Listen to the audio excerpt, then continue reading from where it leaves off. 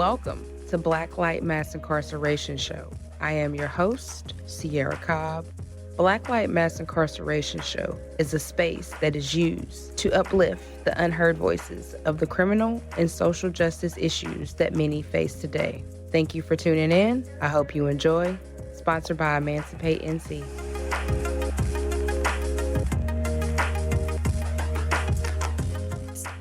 Thank you, Amanda, for coming on Black Light Mass Incarceration Show. We are glad to have you as a guest today.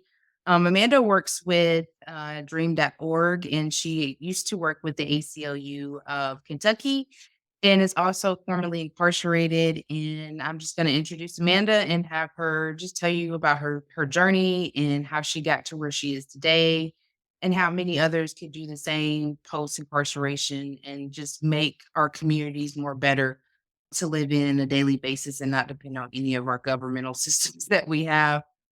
So without further ado, I'd like to introduce Amanda. Yeah, thank you so much, Sierra, for having me on. And yeah, my name is Amanda Hall, and I am the Justice Director over at dream.org. So, dream.org is a national organization that works on three different issues. So, justice issues. We work on tech equity to make sure that jobs in the tech field and opportunities that they're more equitable, specifically doing scholarship programs, cohorts, trainings for Black folks to make sure they have opportunities in those fields, because so often, those jobs disproportionately go to white folks. And then we work on climate equity, making sure that communities that are hit hardest by climate change, which is often Black communities, brown communities, poor communities, as this new green job world starts to dawn and come out, that those communities most hit have access to those. They have access to clean drinking water and better environments. And then, as I mentioned, I work in the Justice Department.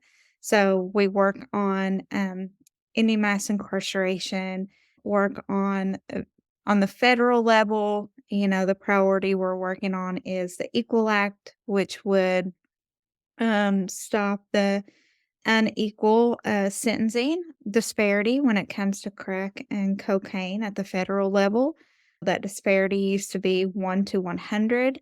The folks, primarily Black folks, sentenced, prosecuted under crimes which involve crack were, as I said, 1 to 100, were doing these wildly long sentencing, truly losing their lives in federal prisons. Now that disparity is 1 to 18, which is still so unjust. So the Equal Act would end that disparity completely and would be retroactive. So that's our big priority on the federal level right now. And then we work on various issues around the nation on the state level. And we work right now legislatively in 9 states. And the way that we do those campaigns is we have someone called an empathy leader. So someone that has been directly impacted by the system in that state, because who knows better on how we change it and some of the issues that we should tackle. And we really lean on them for their guidance. What issues, what policies do you want to work on in your state? As opposed to, having our preset agenda of what we want to do and then support them, really build a robust campaign infrastructure around them, provide trainings on organizing, campaigning, how to meet with legislators. Our policy team helps with policy analysis. Our comms team helps to elevate their issues. And yeah, so that's what I oversee those campaigns right now, but real high level. Like I said, it's really those directly impacted folks, those empathy leaders leading those campaigns. I'm just very fortunate that I get to work with them day in and day out. So yeah, and I'm passionate about this work because I come from a rural community out in Appalachia. I know North Carolina's got some Appalachia, So out in Eastern Kentucky, and as a child, my first experience, my first impressions of law enforcement and other systems which are adjacent, like, the child welfare system was very negative. I grew up, in low-income housing, and unfortunately, my mom had, been a survivor of some domestic violence situations, had turned to drugs, and, was incarcerated. So, the cops were only coming to my house to get her in trouble and then taking me away. There was never any resources, like, for my mom, like, "Hey, maybe you should get help," or "Why don't you all have enough to eat?" Or, it was none of that. It was always just punitive, and punishment. So even as a child, like, the systems, the criminal justice system, but so many other systems are entangled within that, was just confusing and unjust and just, you know, were really disheartening. So, in my teens, I ended up involved in substance use, and had some mental health issues, that were unaddressed. So a lot of trauma. Started getting arrested. I got arrested the first time as a youth, but I just have to uplift. I am a white woman. So even though my story, is harsh, like, I still had privilege throughout, like the way that Black folks and individuals of color experience the system, like, throughout it, I've seen it's so much harsher than what I have, and I just have to, like, put that out there and make that, like, very prevalent from the front end. But because when I was arrested, I got taken to school, I didn't even go to a juvenile facility. Like, that would've been very different. We see so many states, we see disproportionality in, the criminal legal system, but especially we will see it with our kids, which is just, the way that we incarcerate, youth of color is just alarming. So at 18, though, I started getting arrested, cycled in and out of county jails for years. I would do a couple of months or weekends or days. It was always for, a lot of public intoxications, things of that nature. And then in my mid-20s, so this was, you know, out where I lived, opioids and then opiates, some Kentucky has heroin had a started. huge, drug problem, and it's a low populated state as well, and so I Yeah, think that has a lot to do with it. absolutely, absolutely. And it was just all over our community, all over, a lot of communities, Lucky. but I Kentucky ended up with especially. yeah, I ended up with, drug trafficking charges for, it was a prescription pill, it was one prescription pill, so I got a 5-year sentence, and then a complicity for being in the room when my boyfriend, trafficked, and the thing was to, like, get me to, be a confidential informant. For this. Um, so I wasn't willing to do that. Like I said, I'd seen what the system does, and so I ended up going to prison. I went to Kentucky's only maximum security for prison for women in the state. Um, and while I was in there, I thought, well, okay, while I'm here, I'm sure there'll be all kinds of programs. Maybe there is nothing. There's a correctional officer that sexually assaulted 9 women. He got probation. All of us sitting in the day room watching it on TV as we're doing, like, years and years of incarceration, for offenses. Yeah, and I ended up getting out, finally was able to address my mental health stuff and substance use disorder, and, started that. road to reentry, which is um, so difficult. But yeah, I'm talking a lot. I can get into that more, No. but Like, I appreciate you sharing your story, and I just kinda wanna piggyback on, you said that it started with your mom having, drug abuse and domestic violence, and so that's what so many children have to deal with, and even the parent, and there's no type of resources that really address domestic violence or really address, drug issues. Instead, we wanna criminalize people for the trauma that they're going through instead of giving them the right resources like mental health. I mean, you always need counseling because I've been in several domestic violences and it's caused me to have PTSD on top of seizures. So I understand. And so many people, especially when you're in a low income environment, you tend to experience those things. But I think we tend to forget that our government are the ones that sourced our communities with drugs. That's where it started when they started resourcing our community with drugs. That's where our villages started to be. They were tearing down our villages so that we could start depending on them. On top of involuntary servitude, which is still slavery, which was not abolished. And that is how it started. It started in the Black community so that they could continue to incarcerate Black people. And then it ended up trickling down to other nationalities. So it's not just only Black people who live in poverty, who sell drugs, who do drugs, who experience domestic violence. You have white people, you have Mexicans. And so I don't think that they really thought that it was going to involve other nationalities. They were just aiming for the Black communities. But you also have people that are white, Black, Mexican, whatever, and they experience the same thing being a low income population. And you have some states are just low income, like Kentucky and West Virginia are poor states, not just cities, but poor states. And so the politicians aren't pouring into their state.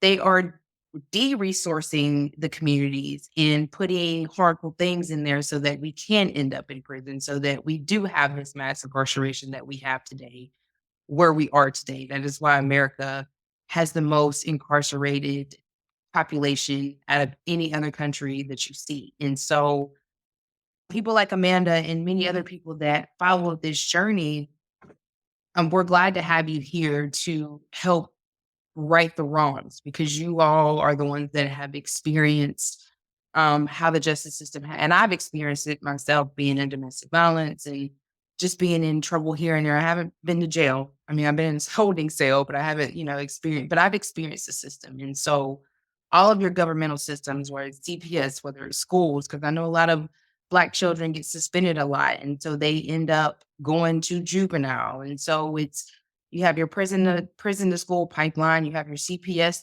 to prison pipeline, and then you just have your being poor to prison pipeline. And so it's really important that we keep just letting the community understand that these are not bad people. A lot of people are put in certain situations that they don't want to be in, and they don't know how to handle it. And when you don't have correct mental health, because America does not have correct mental health, then this is what you're going to get. You're going to get people on drugs, and you're going to get people that are trying to darken that trauma that they've been through, and they don't know how to handle it. We're humans, and we don't know how to handle a bunch of trauma. And the way we handle it is going in and trying to, I guess, cover that trauma as best as we can so we don't feel it, like numb ourselves. And so I just appreciate you sharing your story because a lot of people don't want to share their story. Some people don't want to talk about what they've been through because they're ashamed, because America has made you feel ashamed for just having life experiences instead of saying, hey, it's okay. You committed a crime and we understand why you did it. Understanding why people commit crimes is where America needs to be, and they're not there yet. They just think people commit crimes. But what's funny is the people that put you in prison are the same ones committing crimes, but they're getting away with it because they're people of power. You see what I'm saying? Just like how, people are being sexually harassed and raped in prison, and nothing happens to those people. They're committing the same crime as supposedly the people incarcerated that they're watching. They're committing the same crimes, but they get less time. So we have to start making sure that everybody is treated equally and fair. And I'm very passionate about trying to change the way America thinks because we have been cultivated to think one way, and that's not the correct way of thinking. And that's not how we're going to get ahead as a whole population.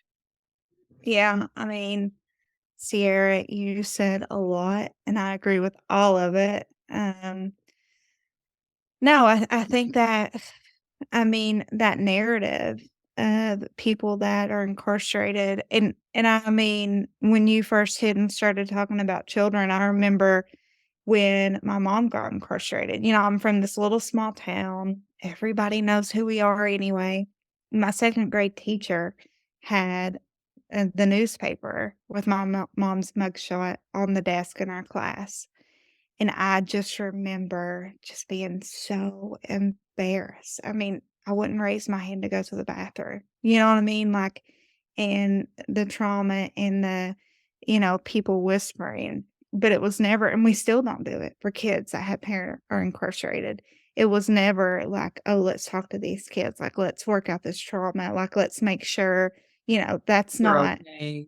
yeah, and that trauma just compounds and, it's never addressed. Like, it's not far-fetched to think that these kids are gonna grow up and maybe, like you mentioned, like, drugs, that's a way to self-medicate, to feel better, to escape some of that trauma and the things that they've been through, or we're not addressing that poverty. Maybe going to the store and shoplifting some food because you're hungry. It's just it's wild that we, like you said, we're not at a place where we will look at the root causes and conditions. We keep just, you know, tearing off what we see of the weed instead of pulling it up by the root. And, unless we really do that, I don't know how we're gonna move together as a society, except for what you're doing right now. Us, like, coming together, building communities, like, learning how to take care of ourselves. The work that I do, I love it so much because we're able to invest in directly impacted people to change their communities, to be able to, engage Empowered. in Yes, yes, yeah, because it doesn't look like nobody else is gonna come to do it for us. No. And if we don't do it, then we're still gonna be in a space where we just keep mass incarcerating people for no reason. And don't get me wrong, I understand there are some people who just are born with a chemical imbalance in their brain, and they might not be able to live among society, but I still feel like they should be put somewhere where they're getting continuous holistic mental health treatment.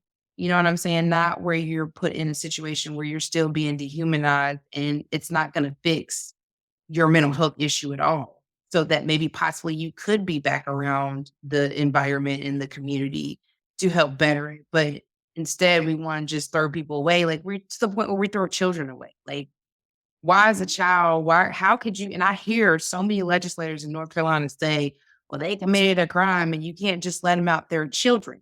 Okay. We have data stating that children's brain, especially men, it doesn't develop sometimes until they're 30 fully developed until they're 30. So for you to say, oh, well, they deserve life without parole, a child, you're throwing a child away because they really still didn't know the difference between right and wrong, or they were hurting so bad that they wanted somebody else to feel that pain. I hear a lot of people say that I was hurting so bad that I wanted somebody else to feel what I felt because there's no way for them to let that out. And I still feel like even sometimes when you go to mental health, like I've been to psychologists and I've been to therapists, and sometimes I still feel like they don't hear what I'm saying. You know what I'm saying? It still feels like I'm not being heard and I'm not letting out how I feel. So when you're still holding on to that trauma and you really don't know how to release it, it's going to cause those ripple effects. And so I think America really needs to get a handle on what does true mental health look like? And how can we really address true mental health in every aspect? And in restorative justice, I love restorative justice so much, and I think it needs to be in every aspect of every community, pre-trial, post-trial, just in the community. I know Emancipate is trying to build community with people to get them to understand that we don't have to call the police. We've been so programmed to think, okay, well, the only way to get a handle on this situation is to call the police and let them handle it. When a lot of times that makes the situation 10 times worse because they're already in a state of heightenedness. So they're going to come in with just to be on call. They're going to be on their highest alert. So they're not thinking from a rational state of mind and say, okay, well, this person's having a mental health issue, or this person is just struggling with trauma, or this person, is whatever they're going through. They automatically come in and think that they have to be aggressive and that aggressiveness is going to handle it. And that's not the key. And so we're trying to build the community to understand that we have to have our own community accountability and that calling the police is not an option. Like, I remember years ago when my grandmother was living, my great grandmother, like they had a village, she would be the babysitter. You had people that would be the peacemakers if something was going on inside the community. We didn't call the police because we knew being a Black community, you can't call the police, period. You just can't. And so I think the police knew that. And so I think that's why they began to tear down the villages that we once had, that where we depended on one another and not governmental systems. And so now everybody's dependent on the governmental system. And so they are really ruining our communities, period. After I got out of prison, I lived in Louisville for 10 years. So I ended up there at a recovery program, then went on to work there. And I went back to college eventually to become a social worker because that's what I wanted to do direct service. I had some time there working at a counseling center where we counseled folks who were had domestic violence charges because I really wanted to understand because I had some resentment about what happened with my mom. And I saw in that years of that compounding trauma and not treating it. And then I was able to supervise a shelter for women in Louisville who were experiencing homelessness. And it was the only, they call it a wet shelter. So it was the only shelter that women could come to in which they were actively using drugs or alcohol that day. A lot of shelters will have policies that you can't come in if you're intoxicated. So that is like, to me, that's dangerous because that's putting a vulnerable population, I mean, at even more risk. Because then when you're intoxicated, I mean, you are a man or a woman, but especially a woman, you are just so vulnerable. So I remember while working there, it had came to a point that there would be a small number, it was a couple of police officers who started bringing women to that center because they're just like, I don't know what to do with them anymore because they kept arresting. And I'm like, why do we not? So, now is like, we're starting more, you see a tinge of it. We're not even close to it, but of diverting those people, like why the police aren't meant to solve every problem. But I saw that years ago in real time. And like some of them even knew we weren't. So it's like, why isn't there more resources there? Because then those women came there and they had a warm meal and they had a place to sleep and they had a community of other folks and literally they wouldn't want to leave the next day, because Right.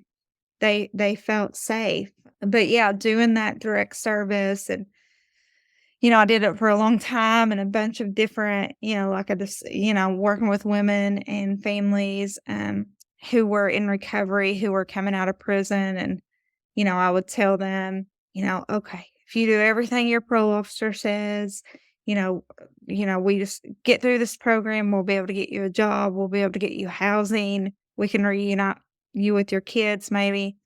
And that never happened. I mean, that was so rare. I couldn't find them housing. I couldn't find them employment. They weren't getting their kids back. They had gotten neglect for being in prison, as if, they intentionally went to prison. Um, so I was on a phone call one day with a father. I was working at that center and we did like recovery stuff too, mental health stuff. And his daughter was 19 and had died in a jail. The guards had let her lay there for like 12 hours. And he said, somebody should do something. Like what we're doing is not working. Like my My baby should be alive, like somebody. And I said, well, I agree, but it isn't going to be me. I have these felonies on my record. And, I told you about those arrests. Like it was like 20, like it looks like a small novel record. So I was like, it isn't going to be me. And the next day there was a job description for the ACLU of Kentucky. And I had never seen anything like it. It was like 6 years ago. And it said, folks with direct experience with the justice system are strongly encouraged to apply. I was like, "What?" Because it had always, because I couldn't get a job, I Right, was by like, having a record. Yeah, and I was like, I got a little spiritual side to me, probably a big one, but I'm I like, do. "Okay." Yeah, I'm like, I'm supposed to apply to this, and did, and we got to start a group called the Smart Justice Advocates, which were directly impacted Kentuckians who went to the legislature, who lobbied, who had community events. We got to work with some ministries, and during Christmas, kids whose parents were incarcerated, we bought them gifts and held, so we built that community and we started passing bills. Like the first session, it was 0. We were all defeated. I was so sad. I was like, "Y'all, we should not, maybe this ain't it." And, people in that group is like, "No, like, we are gonna keep doing this," because it was our group. Like, never was I like the leader, like, it was this collective. They're like, "No, we're not giving up." And the next year, we got 1 bill passed. The year after, we got 2. And the last year that I worked there, we got 8, and it was nuts just building coalition and just showing up and, just continuing to fight. But we have so much work to do. I mean, you already know, so much work, and especially states like North Carolina, Kentucky. Um, it's a hard environment, and I worry about folks like that even do this work because it's. I mean, in and of itself, it's traumatizing. Yeah, yeah. 'Cause you're not only traumatized, but you're dealing with other people's trauma as well by trying to help them, get where they need to be. I know you said that you used to be a social worker. What do you think social workers could do to be more helpful in this journey and in this fight? Because I don't know if you know, but North Carolina has introduced a bill that children who are in juvenile, the custodian will be wherever they are. So if they have to go to court and they're in child welfare, that means one of the social workers would be the guardian, or if they're in juvenile already, one of the correctional officers could be the guardian, or if they're being interrogated, that means the investigator could be the guardian. And so I'm just trying to figure out why it's not a social worker that should be a guardian of a child if they don't have a guardian or if they're in state's custody. But what do you feel like social workers could do more to help this fight? Yeah, I think, and now I never worked within child, you know what I mean? For one, because of my charges, so I never worked with kids. I worked more with adults and families. But there's a lot that social workers can do. I think for one, like even in social work school, I thought it was interesting. And when I would push on my professors, they absolutely saw the point and would, but when we would talk about even formerly incarcerated people, or currently incarcerated people, like even the language that we used in the that was really interesting and disheartening in social work school. For social workers too, I would see folks in my class that were so amped up to be social workers and so excited, and then they got out there and they didn't pay them hardly anything. They had these wild caseloads, like so many folks, because we don't put resources into like helping kids. We put them into like criminalizing them. I wish I saw more social workers being able to advocate and talk about those issues and fight for those issues. And like what you just told me about that bill, to see social workers at the Capitol, this is a field that we work in. Like we should be involved in this. There shouldn't be an investigator or CEO. I wish saw that more. I wish there was more of a bridge between direct service and advocacy work. So often We work in you'll our see. silos. Yes, yeah, and, like, there's no way I don't care what job you work, I don't care what you do in life, even if you're a stay-at-home mom, if you're a construction worker, a social worker, policy touches your life. Like, you can't get away from it. How fast you are allowed to go down the road, the speed limit, you know what I mean? That's set by a policy. The taxes you pay at the supermarket, policy. How much they can charge you in gas, gas gouging, policy. Your kids, what they learn in school, all of that. Um, so I really wish there was more, in social work school, we didn't really do a lot of macro. We didn't talk about a lot of policy. And in every profession, like I wish there was more of that bridging the gap. I saw more direct service providers step into the advocacy space, really fight for policies, be able to share that story and not have to worry about repercussions or because I tell you what, you know who is at the Capitol lobbying? Your prosecutors, Mhm. your judges, your police unions. So it's just wild that, these direct service providers, our community organizations, our directly impacted folks, are often shut out of that or aren't resourced to be able to do it or have policies written saying that they can't. And that's a really messed up system in my eyes because we outnumber them, you know what I mean? And we're the ones like really living with those repercussions. So I definitely wish my wish, of course, I love social workers. I'm a social worker, but I do wish that they were able to be in the advocacy space more. And I think that if they were in the advocacy space more, I think that they could be that bridge for a lot of different communities who don't have that bridge. Like just being that voice that a lot of communities don't have. And I just think it's important. Just like I know a lot of states are starting to do the holistic defender's office, which includes social workers, like it includes the whole team. Because I feel like when you're defending somebody's life, you need a whole team. I don't think it's fair that public defenders have 200 cases and most of them are murder cases and they have no help. Like they have co-counsel, but they still don't have the funds or the help. So if they had a full scope of a team, then they're able to defend their defendant more better than I mean, because if you look at the prosecutors, they got a whole slate of everything. Like they got everything they need. They are well funded.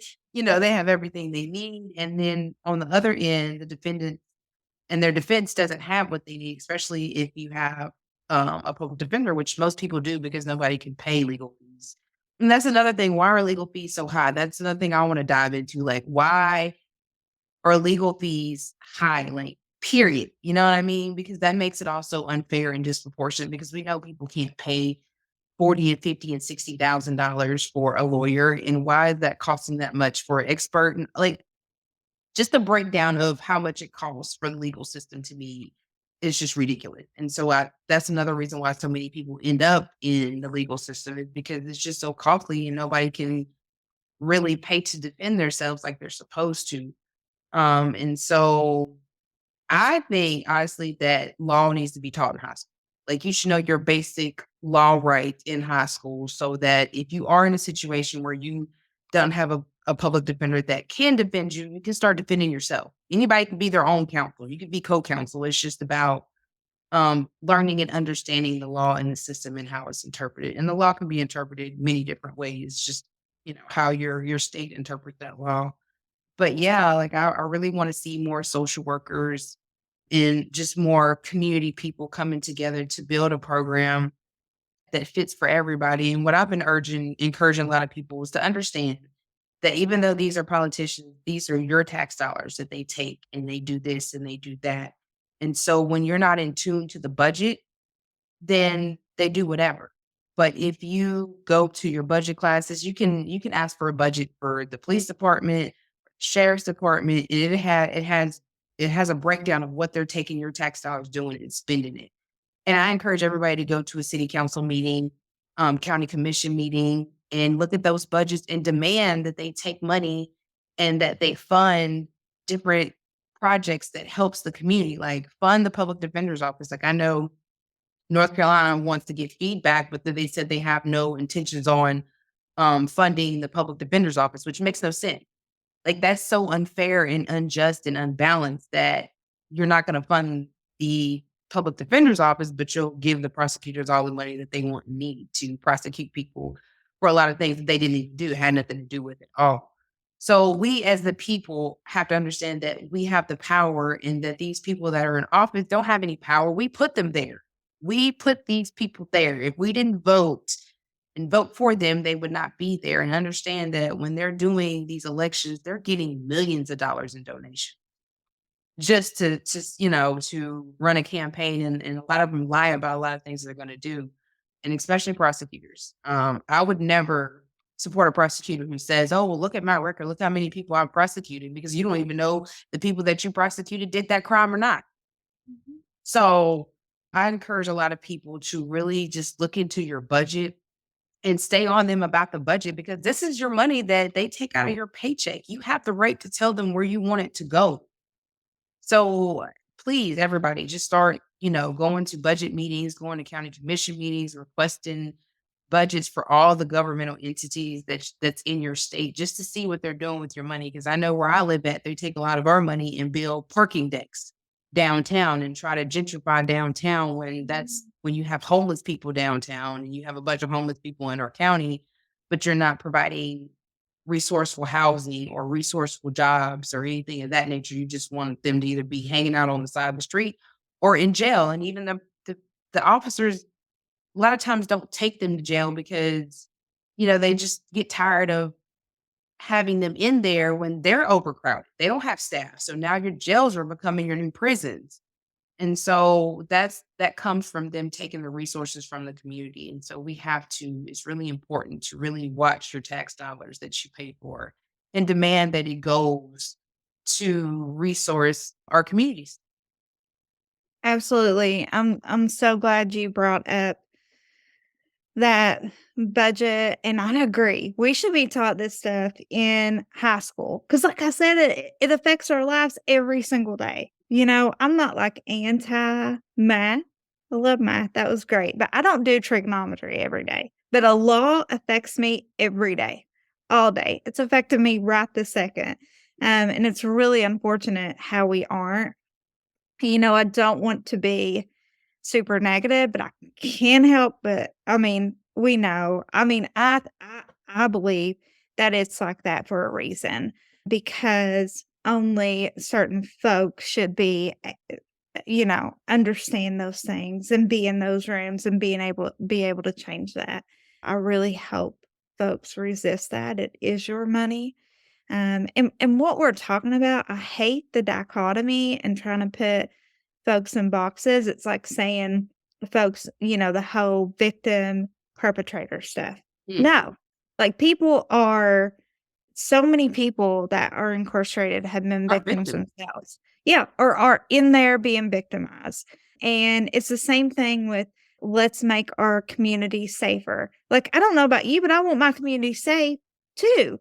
I just see a different way of getting there. Right. And so, like, that budget and those resources, like, we need to be in those conversations. And we especially need to look at things that haven't worked for years and years. Like, you brought up fines and fees. Like, fines and fees and civil asset forfeiture, don't get me started. Why are those fines and fees so high? I have no clue. April 2nd Chance Month. Luckily, I gotta give my colleague Ruby Welch out in Arkansas a shout out because she did work really hard to get a new policy there that delays fines and fees. Obviously, we would like for them to be gone, but, it's a hard environment, but folks don't have to start paying they have, that 120-day grace period where all of that stops, where they can really get on their feet after incarceration, because I can't tell I remember getting out and I owed child support because, it accrued while I was in prison. My kids have been in my custody their whole life until then, but I owed child support. I owed parole and probation fees. I owed drug testing fees. I owed fines and fees. And I was about to go back to prison over child support and I had just got out. I'm like, I can't. This is this is wild. And study after study will show, they send so many people to court over fines and fees and incarcerate so many people from fines and fees. Like, that costs more than what they collect in fines and fees. You know what I'm saying? Y'all, like, And we're then my thing is, definitely. if you go do the time, why do you have to come out on parole? You completed your people who go and do 35 years, you still want them to come out on post parole and do 9 months, 12 months. For what? They have completed their time. You should come out on nothing. That's more money that you have to come up with because you got to pay for the monitor. You got to pay for your probation parole officer to come out and visit you. Like, it makes no sense. If you have taken away 35 years of somebody's life, especially if they did not commit that crime, and you think they should come out here and still be on probation or parole for 12 months for you to watch them is beyond, it blows my mind. Like, it just, I've never understood that. Yeah, and then explaining if you are finally fortunate enough to get a job, because it's hard as heck getting a job when you got a criminal record. And I remember finally getting a job I had at that counseling center I told you about where we did DV, all the different counseling, and I was a receptionist, and I had to explain to my boss why I had to take a day off every month because it took a whole day to go to the PNP office to wait. I didn't get paid for it, so the money wasn't coming to go pay those fines and fees, and he almost fired me. I'm like, "Please, like, I have to go." Have to Like, go they won't. He's like, "Why? Can't you just call them?" I'm like, "No, that's not either how." go or go back to prison. Yeah, but think about how many people lose their job, can't even work. It's like, how is this rehabilitation? Like, is this really making us quote unquote safer? Is this really like making families stronger when folks can't even go to work because they have so many hurdles? And, my first house we were finally able to rent, it was me and two women that I was in prison with. And the room I stayed in was the size of a closet. Nobody would rent to us, and it was so small, the rent was so high because 'cause you're gonna exploit somebody that has a record. You can do whatever because all your rights are really gone. Do you know what I'm saying? Like, they can just use it, Do you have a whatever. felony conviction. They can discriminate against you based on a job and say, "Oh, it's your felony conviction," but it can really be for anything. They can say you can't come to your kid's school on a field trip or to see that. I mean, I'm telling you, like, the discrimination, you can do whatever, this population, whatever. But I finally had that, little room in that house being charged crazy rent, but to rent that, I worked at the Kentucky Derby. I know that's the most Kentucky thing that's probably came out of my mouth, but I had to because I could get money, up there, and I served alcohol to these very rich people. Like, I've never attended the Kentucky Derby. I've only worked there. Folks like me don't attend, you know what I mean? You just work there. But Yeah. I made money to put a deposit down on that house, and I almost went back to prison because I served alcohol. Because there's alcohol served at the Kentucky Derby. I'm like, "But you told me I had to find somewhere to live where I was gonna go back. I had to have a placement. I couldn't make money I couldn't get a job, I couldn't make money that quick any other way." And, I mean, it is this April 2nd chance month, and when we talk about reentry stuff, that's a whole can of worms too. Yes, it is. Because I mean, it's like that's where the revolving door comes in, and that's how they make sure you come back. Because really, prison incarceration is meant for you to come back. They don't want to let you go because that's servitude. That is, they get free service out of you to make billions of dollars in the state. So it's meant to keep you coming back. That's why they make sure that you don't have nowhere to live. They have, ban the box where you can't get a job. So it makes it hard for you to live outside of prison because you have all these stipulations that you can't do. And so if you can't get a job, you can't find somewhere safe to live, and you can't put food on your table, you're going to go back and commit a crime because you don't have the simple resources and essentials that you need to make it every day. Mhm. Yeah, and I see this, and, you know, my incarceration reentry happened in Kentucky, but now I and so lucky to get to do this work around the nation. And, like, it's so similar everywhere. It is so similar. The laws, some of them may look a little different, or even some of the states that I thought, would be super progressive, like, no, I mean, every state, it's still there's so much work to be done. Like, it's just like you said, like, just setting folks up for failure in that revolving door, and the way our system works now, like, so many people, the lifelong consequences and what that means. Yeah. Yep. And so I hope, well, I hope that eventually we can adopt the way that Norway treats their people. Like it's just about taking away their liberty, not taking away your right to vote, not saying you can't be around your children while you're incarcerated, and just the inhumane treatment that we see here. They don't do that in Norway because they understand that people are still human. You're still a human. You might have committed a crime or made a mistake. We all make mistakes. We're human. The people in power make many mistakes. They commit similar crimes every day. Believe it, they do. Don't think they don't. They do, they just don't get caught because they're in power.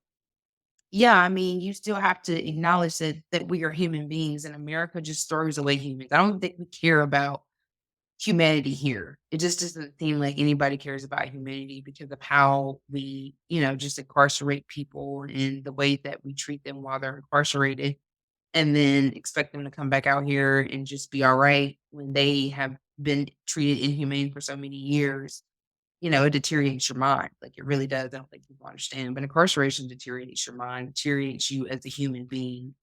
Please get out there. If you aren't directly impacted or indirectly impacted, I still encourage you to reach out to somebody in prison, talk to them, like, because you never know what they're going through. And a lot of times these people just needed support. A lot of them never had support. A lot of them have had a really jacked up childhood. I interviewed another podcaster who interviews murderers, which his name is Andrew Dodd. And so he said one of the murderers that he interviewed said that he was on some type of medicine out here. He was having some mental health issues. And he said the medicine made him like he was hearing things, like it just altered his mind. And he kept telling the doctor that this medicine isn't right. And so it never took him off. He committed like a heinous crime where he killed 3 or 4 people. And as soon as he got to prison, they took him off of that medicine. He's fine. So now he's in prison. He's committed a serious crime. And because he was on a medication that he kept saying something wasn't right and they didn't listen, now people have lost their lives, including him, by being incarcerated. And so this is what we're trying to say is to understand, we have to understand where people are. We have to meet them where they're at and understand what they're going through and trying to figure out how we can work that without punishment and being punished in the carceral system, because things can be worked out. People can be helped. They just need the right direction and resources. And so I just appreciate you, Amanda, for telling your story, because directly impacted people like you, my husband, and many other people that have experience with the carceral system are going to be the only ones that can change it, because you know directly how it is and what you've been through and why you went through that situation. So I thank you for all of your hard work, and just continue to keep pushing and keep working. I know we might not feel like we're making a change because sometimes I feel like I'm just fighting a losing battle.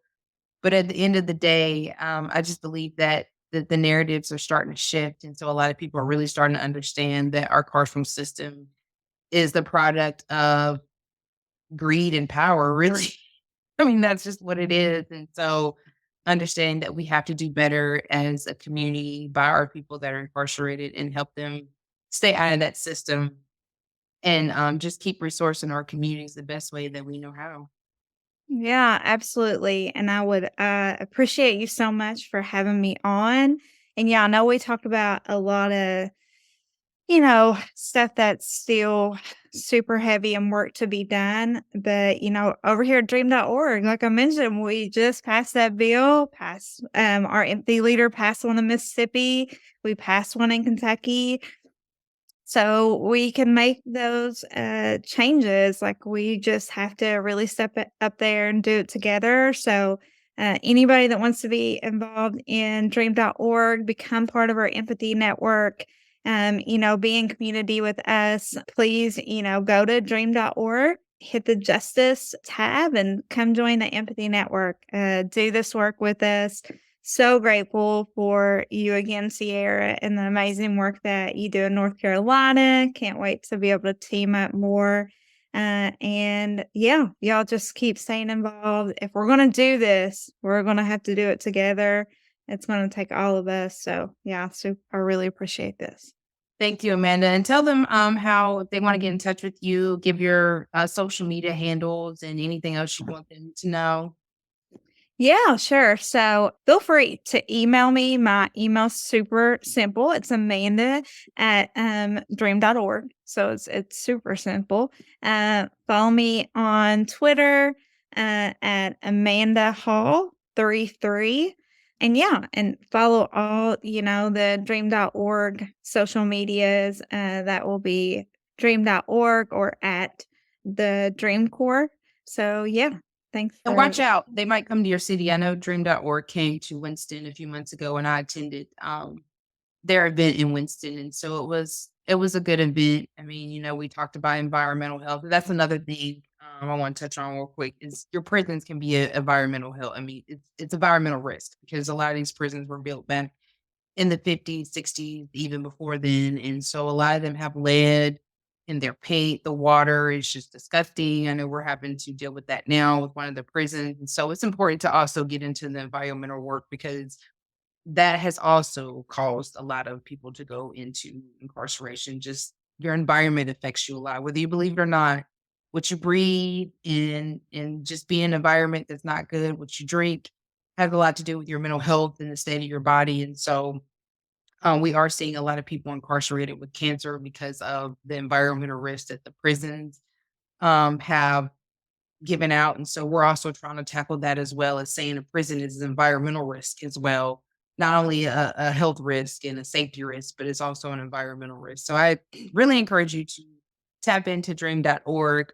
They do environmental justice in technical. So really tap into them and become a part of this movement that we're trying to keep moving forward. You can always reach out to Emancipate. We're moving too.